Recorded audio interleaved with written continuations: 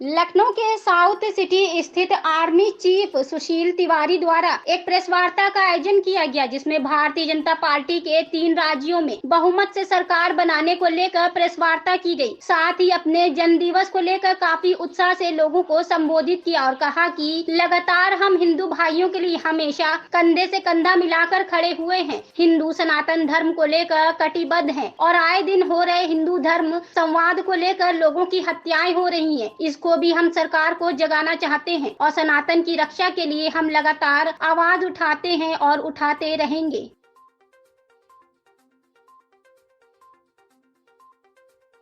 हत्या की गई। हम पूरी तरीके से केंद्र सरकार से, हम राज्य सरकार से नहीं, हम डायरेक्ट सेंटर गवर्नमेंट से ये कहना चाहेंगे कि जिन्होंने भी ये कृत्य किया, एक बात जान लीजिए, भी आपने बोला था किसी की क्या मजाल जो छेड़े दिलेर को गर्दिश में घेर लेते हैं कुत्ते भी शेर को। और सीधा सा सिद्धांत, चाहे वो कमलेश तिवारी की हत्या हो, चाहे चंदन गुप्ता की हत्या हो, चाहे रिंकू शर्मा की हत्या हो या सुखदेव सिंह गोगामेडी की हत्या हो, जितनी भी हत्याएं हुई हैं ये पूरी तरीके से प्री प्लान साजिश के तहत हुई। सनातन धर्म के संस्कृति पर ही निरंतर आघात करने का प्रयास किया जाता है। उसका सबसे बड़ा कारण, जो अभी व्यक्ति सनातन धर्म की पताका को फहराने का प्रयास करेगा वो मारा जाएगा, डंके की चोट पर मारा जाएगा। ये सिद्धांत हम आज इसलिए नहीं चिल्ला रहे कि हमें भय है, लेकिन आज हम इसलिए चिल्ला रहे हैं जो घटना कमलेश तिवारी के साथ में घटित हुई, जो घटना रिंकू शर्मा के साथ में घटित हुई, जो घटना चंदन गुप्ता के साथ में घटित हुई, जो घटना हर्षा हिंदू के साथ में घटित हुई और जो घटना सुखदेव सिंह गोगामेडी के साथ में घटित हुई, कल को किसी दूसरे हिंदू के साथ ना घटित हो जाए। रडार पर तो ये भी है, रडार पर सुशील तिवारी जी भी हैं, रडार पर सुनील त्रिपाठी भी हैं, रडार पर मोहित राज है। डंके की चोट पर कहता हूं, अगर एक जगह से नहीं, पाकिस्तान, बलूचिस्तान, कजाकिस्तान, उत्तरी कोरिया, सऊदी अरब, फ्रांस, रूस, जापान, चीन, ब्रिटेन, हर जगह से धमकियां मिल।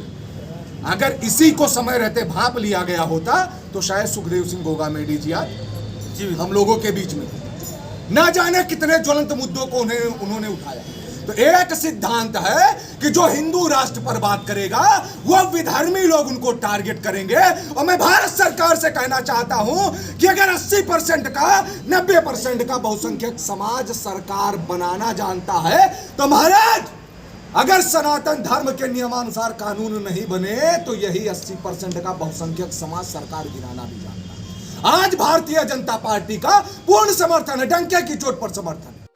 एक मुद्दा है, एक मैं बड़े निवेदन करूंगा, चाहे अगर मुस्लिम भाई हमारे पत्रकार हो तो बुरा नहीं मानेंगे, वो आप अपना काम कर रहे हो, हम अपना काम कर रहे हैं, तो कोई अगर हमारे भाषा शैली में कोई हो तो कोई मतलब उसको बुरा नहीं मानिएगा। देश में 2 घटनाएं घटी हैं जो 3 राज्यों में भारतीय जनता पार्टी ने प्रचंड जीत दर्ज की है। तो उसके लिए मैं ये समझता हूं कि वहां पे मध्य प्रदेश में तो मामा जी हैं, उनको उनके लिए कोई ना विरोध है, समर्थन ही है। अगर उनको बनाती है भाजपा तो हमारे जैसे संस्थाओं संगठनों को कोई विरोध नहीं है। लेकिन हम ये चाहते हैं कि राजस्थान में बालकनाथ आए, क्योंकि योगी जी के कॉपी है, ये भी अपनी मांग है। विस्तृत रूप से जो है वो मोहित राज जी और हमारे त्रिपाठी जी आप लोगों को बताएंगे। एक मुद्दा तो ये है।